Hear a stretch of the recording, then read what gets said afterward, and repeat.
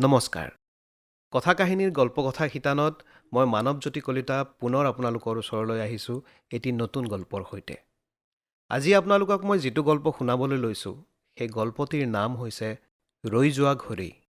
এই গল্পটিৰ গল্পকাৰ হৈছে ডক্টৰ ৰত্নোত্তমা দাস বিক্ৰম। আহক শুনো আজিৰ গল্প ৰৈ যোৱা ঘড়ী। 1. গৰ্ভাংকৰ সংলাপ নহয়, এটা সত্য গল্পৰ প্ৰস্তাৱনা। কি স্পট ডেড? ট্ৰাক এখনে খুন্দিয়ালে নে সিয়ে ট্ৰাকত খুন্দিয়ালে? ট্ৰাকখন নৰল, ৰাস্তাৰ কাষত বাইক ক'ৰবাত, ল'ৰা ক'ৰবাত। বহু দেৰি পৰিয়েই থাকিল বোলে। পিছত পুলিচ। তেনেই ডেকা ল'ৰাটো দেহিও। পাছত পুলিচ আহি কি বুলিলে? আৰু এটা কথা আহে, চাংকাকটীয়ানো কলেজলৈ সিদিনাহে যোৱা গোফ থুটিওৱাটোক বাইক কিনি দিব লাগেনো কিয়? বাইকেনে অকল টকাৰ ডেমাগি, বুজিছে? টকাৰ ডেমাগি। নেদেখাজনে দেখে। ইচ ইচ ইচ ইচ, সেই বুলি এইহেন জোৱান ল'ৰাটো। ৰ'বহে, আৰু বোলে ডেডবডিটো চমজি লওঁতে পকেটৰ পাৰ্চটো, দামী মোবাইলটো আৰু বেলডাল নাছিল। 2. দুলি থকা পেণ্ডুলাম আৰু ধূলিয়ৰী সময়। বৰ ধূলি হৈছে, অ'ত ত'ত ধূলিৰ চামনি। পল' খেলৰ ঘোঁৰাৰ যতনকৈ ৰখা ছালৰ দৰে চিকুণ কলচীয়া মোৰ টানপুৰাটোতো ধূলিৰ পাতল তৰপ।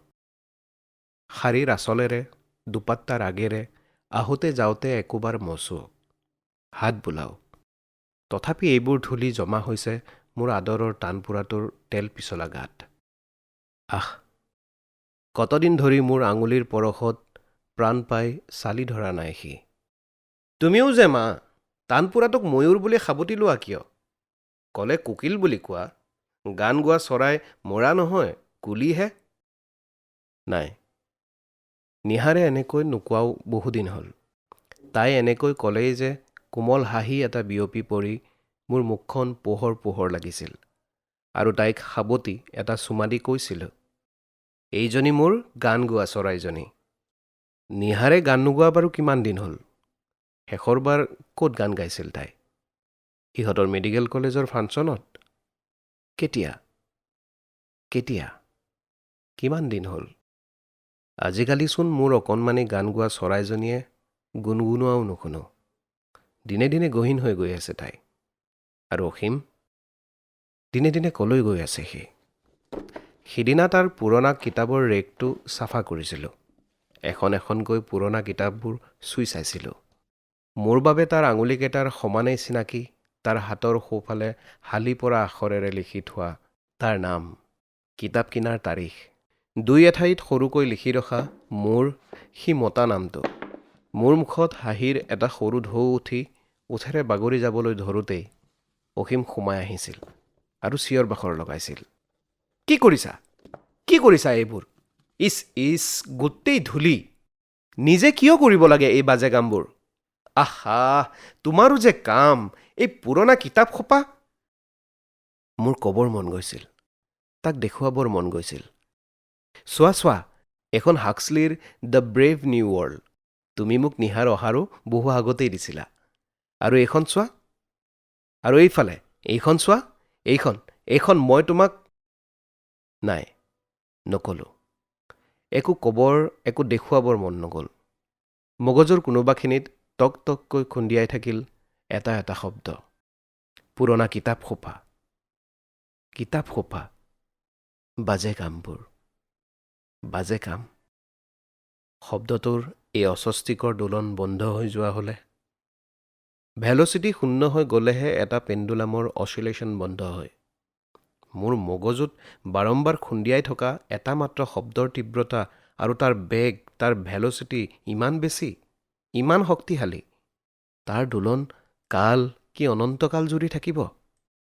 মোৰ মগজুত আজিকালি প্ৰায়ে এনেকৈ এটা বা দুটা মাত্ৰ সৰু শব্দই পেণ্ডুলামৰ ৰূপ লৈ দুলি থাকে। আৰু পেণ্ডুলামটোৰ আকাৰ হাতুৰীৰ দৰে। প্ৰত্যেক দোলনত দুফালে দুটা তীক্ষ্ণ গজাল পোত খাই গৈ থাকে। একেটানে উভাল খাই যোৱা হ'লে? হাক্সলিৰ কিতাপৰ সেই কাল্পনিক ভৱিষ্যতৰ যন্ত্ৰৰ যুগ। দুটা যুগ, দুখন পৃথিৱী। অসীম, নিহাৰ আৰু মই বাৰু একেটা যুগতে একেখন পৃথিৱীতে আছোতো। সিহঁতৰ বহু কথাই মই বুজি নাপাওঁ। বুজি পাবলৈ বা বুজি নাপাবলৈ অৱশ্যে আজিকালি বাপেক জীয়েক দুয়োটাই কথাও কয় যথেষ্ট কমকৈ। সময়নো ক'ত সিহঁতৰ? সময় থাকিলেও মুদ নাথাকে, ভাগৰ থাকে। মই ঠিক স্পষ্টকৈ বুজি নাপাওঁ সিহঁত দুটাৰ ভাগৰটো আচলতে মনত নে দেহত।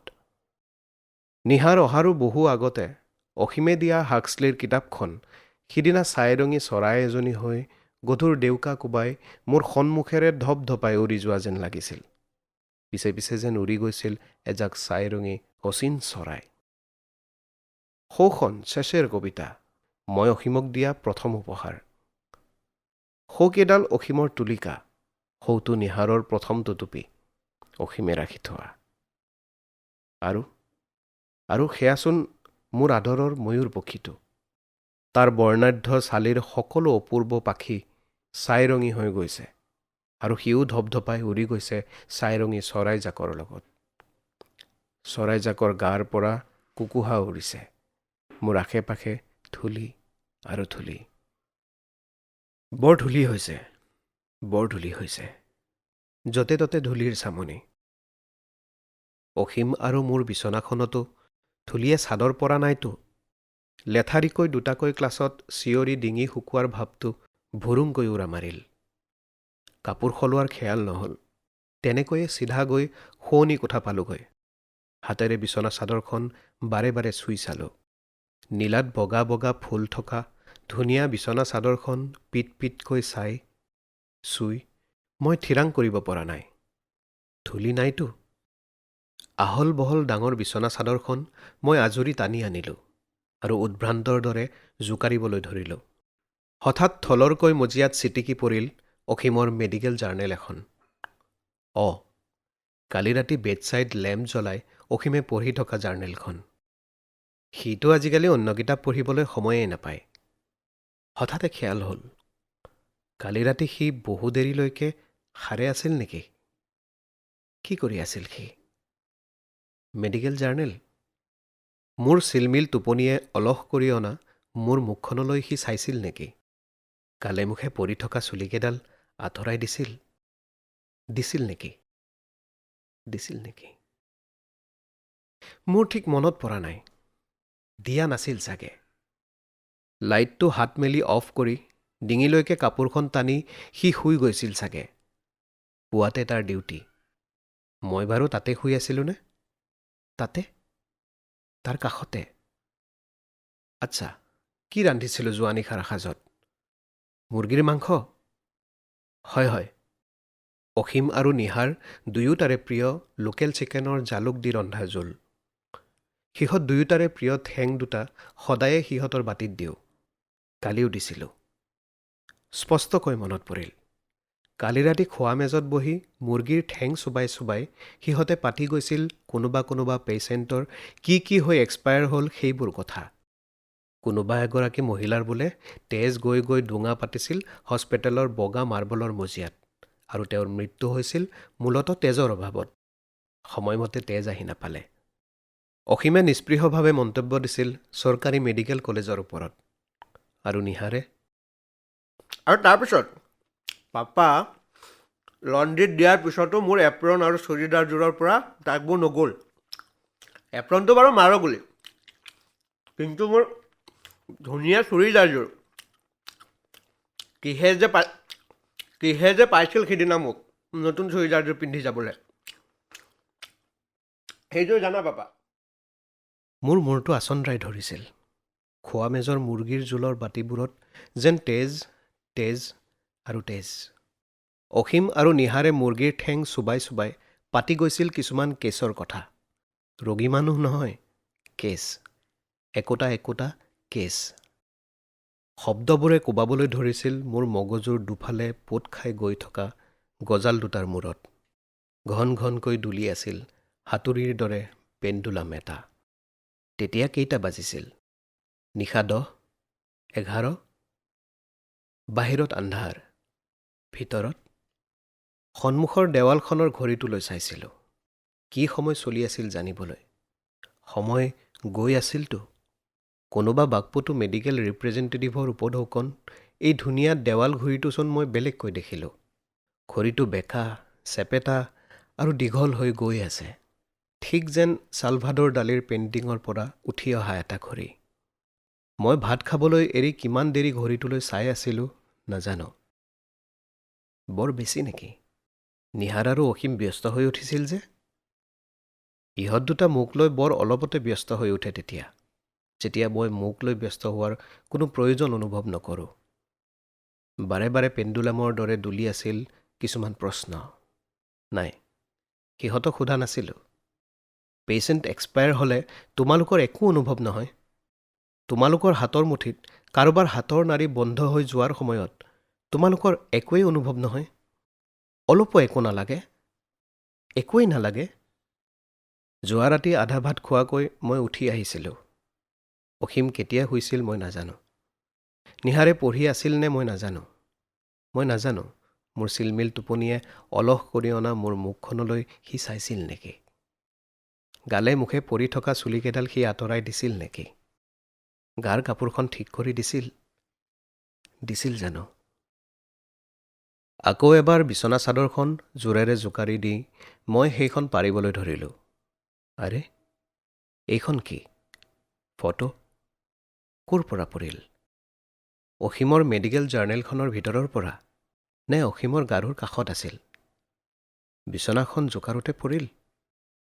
ফটোখন হাতত তুলি ল'লোঁ। কোলাত নদুকা কেঁচুৱা এটাৰ সৈতে এইজনী কোন? মুখখন কোমল হাঁহি এটাৰে পোহৰ। ঊলৰ টুপি পিন্ধা লুডুৰ পুডুৰ কেঁচুৱাটোৰ ফুলা ফুলা মুখখনত অবাক দৃষ্টি। কিজানি সন্মুখত কেমেৰাৰ ফ্লাছ দেখি। মানুহজনীৰ গাত ফুলাম শাৰী, চকুত ফুলাম চাৱনি, পোহৰ। পুৰণি ফটোখন আলফুলকৈ আঙুলিৰে চুই চালোঁ। অসীমে কেতিয়া, ক'ৰ পৰা উলিয়ালে এইখন? অসীমে আনি দিয়া ঊলেৰে মই গোঠা তাইৰ প্ৰথমটো টুপি পিন্ধি এইজনী মোৰ গান গোৱা অকণমানি চৰাইজনীয়েই নে? ফটোখনৰ নিহাৰে মোলৈ চাই যেন খলখলাই হাঁহি দিলে।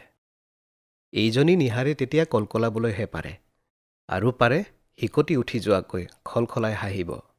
মোৰ চকু দুটা সেমেকা লাগিল। অসীমে সেই তাহানিতে তোলা ফটোখন আকৌ এবাৰ চুই চালোঁ। ধূলি লাগি থকাটো নাছিল? 3. গৰ্ভাংকৰ স্বগতোক্তি, ক'ব পাৰি কথকৰ ভাষ্য, অথবা সূত্ৰধাৰৰ বচন। ডাক্তৰ অসীমৰ পত্নীৰ মন মেজাজ একেবাৰে ভাল নহয়। তেওঁৰ একো ভাল নলগা হৈছে দিনে। ভাল লাগি থকা নাই ভাৱ এটাই প্ৰায় অনবৰতে তেওঁক হেঁচি ধৰি থকা যেন লাগে। কথাবোৰ কাকো বুজাই ক'বও নোৱাৰে। খুলি ক'ব নোৱাৰা কথাবোৰে তেওঁক খুলি কোৱা হৈছে। আজি তেওঁৰ মন মেজাজ আৰু বেয়া, একেবাৰেই বেয়া।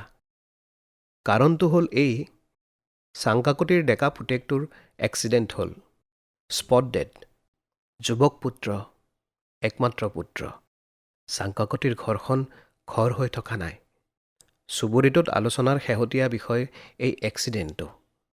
দুই একে অৱশ্যে সঁচাসঁচিকৈয়ে মানে ভিতৰৰ পৰাই দুখ প্ৰকাশ নকৰা নহয়। আজি ডাক্তৰৰ পত্নীয়ে তেওঁৰ পতি আৰু ডাক্তৰী পঢ়ি থকা তেওঁৰ কন্যাক লগ ধৰিছিল চুবুৰীয়া চাংকাকতিৰ ঘৰলৈ যাবলৈ। কিন্তু 4 এটা ৰৈ যোৱা ঘড়ী। সন্ধ্যা লাগি কেতিয়াবাই ভাগিল। মই চাংকাকতিৰ ঘৰতে দেৰি কৰিলোঁ। দেৰি ঠিক নহয়, মই ঘড়ীটোলৈ চোৱাই নাছিলোঁ। মোৰ বুকুখন গধুৰ, কিন্তু মনটো কিবা এটা পাতল লাগি আছিল। কান্দি থকা মিছেছ চাংকাকতিৰ কঁপি থকা পিঠিত মোৰ কঁপি নথকা হাত থৈ মই বাৰু তেওঁৰ দুখৰ সমভাগী হৈছিলোঁ, নে বহুদিনৰ মূৰত নিজেও এখোঁতা তেওঁৰ লগতে কান্দি বুকুখন পাতল কৰিছিলোঁ। সন্ধ্যা লাগি কেতিয়াবাই ভাগিল। অসীম আৰু নিহাৰক লগ ধৰাটো চাংকাকতিৰ ঘৰলৈ নগ'ল। অসীমৰ জৰুৰী অপাৰেশ্যন আছে। কি ক'ম? পুৱা 8টাৰ পৰা ক্লাছ কৰি, ৱাৰ্ড কৰি নিহাৰ অত্যন্ত ভাগৰুৱা হৈ ঘূৰি আহিব। কি ক'ম? দুপৰীয়াতে কলেজৰ পৰা বাহিৰে মই অকলেই চাংকাকতিৰ ঘৰলৈ গ'লোঁ। আৰু এতিয়া ঘৰ সোমাবলৈ ধৰোঁ মানে সন্ধ্যা লাগি কেতিয়াবাই ভাগিল। গেটখন খুলিবলৈ লৈ বুকুখন ঢুককৈ উঠিল। ঘৰটো ইমান আন্ধাৰত ডুবি আছে কিয়? কেইটা বাজিল? অসীম বাৰু এই সময়ত নাথাকে, কিন্তু নিহাৰটো আছে। এটাও লাইট জ্বলোৱা নাই কিয়? কিয় ইমান আন্ধাৰ? নিহাৰ? মই খপজপকৈ সোমাই গ'লোঁ। দুৱাৰ খোলাই আছিল। হেচুকি দিওঁতেই খুলি গ'ল। নিহাৰ? নিহাৰ ক'ত? এটা উচুপনিৰ শব্দ। ক'ত আছে মোৰ নিহাৰ? উধাটো খাই দৌৰি গ'লোঁ উচুপনিৰ উৎস বিচাৰি। তাই বিচনাত উবুৰি খাই পৰি ৰৈ ৰৈ উচুপি আছে।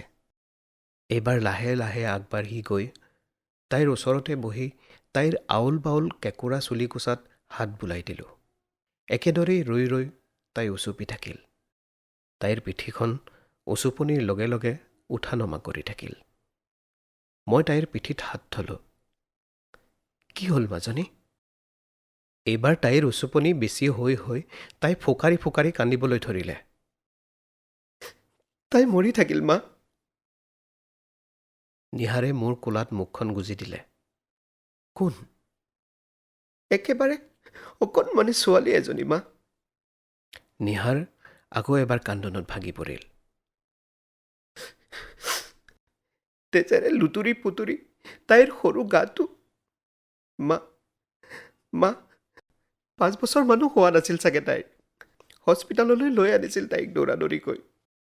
মোৰ কোলাত মুখ ঢাকি হিকটিয়াই হিকটিয়াই নিহাৰে কৈ গৈছে। নিহাৰে কান্দিছে। নিহাৰে কান্দিছে। এই বয়সতকৈ বেছি গহীন, বেছি মেচিয়ৰ্ড ছোৱালীজনীয়ে কান্দিছে। তাই কন্দা দেখাটো বিৰল দৃশ্য। তাই শেষবাৰ কেতিয়া এনেকৈ কান্দিছিল? তাইৰ হস্পিটালত শেষৰবাৰৰ বাবে উশাহ টানি লোৱা 5 বছৰ মানুহ নোহোৱা সেই অকণমানিজনী কোন? ক'ৰ? কেনেকৈ? তাইক ছাৰে নিজে দৌৰি আহি চাইছিল। মই ওচৰতে। মই তাইৰ হাতখনি ধৰি পালছটো চাই আছিলোঁ। আৰু মা, আৰু মোৰ হাতৰ মুঠিতে মই ধৰি থকা অকণমানি হাতখনৰ পালছটো নোহোৱা হৈ থাকিল। বন্ধ হৈ গ'ল মা। ছাৰে চায়ে আছিল, দৌৰাদৌৰি কৰিছিল। আৰু মা, মই তাইৰ হাতৰ বন্ধ মুঠিটো চুই চুই লাহেকৈ খুলি দিছিলোঁ। তলুৱাত ডট পেনেৰে এপাহ ফুল অঁকা আছিল মা। আৰু তাইৰ কণমানি হাতৰ ঠাৰিৰ ওপৰত এটা ঘড়ী অঁকা আছিল নীলা ডট পেনেৰে। মা, এটা ঘড়ী। মৃত্যু য'ত প্ৰাত্যহিত সংবাদ, সেই মেডিকেল কলেজৰ মৃত্যু দেখি দেখি অভ্যস্ত হোৱা চূড়ান্ত বৰ্ষৰ পৰিপক্ক ছোৱালীজনীক মই সাবটি ধৰিলোঁ। সৰু ছোৱালী এজনীৰ দৰে কুচি মুচি মোৰ কোলাত মুখ গুজি তাই কান্দি থাকিল। চকুৰ সন্মুখত ভাহি উঠিল 5 বছৰ মানুহ নোহোৱা মই কেতিয়াও নেদেখা এখন কোমল মুখ, যিখন মুখ আৰু কেতিয়াও কোনেও নেদেখিব। আন্ধাৰতে নিহাৰক সাবটি মই বহি থাকিলোঁ। ঘৰৰ লাইটবোৰ থাওক, অসীম আহি পাবই এতিয়া। সি জ্বলাব।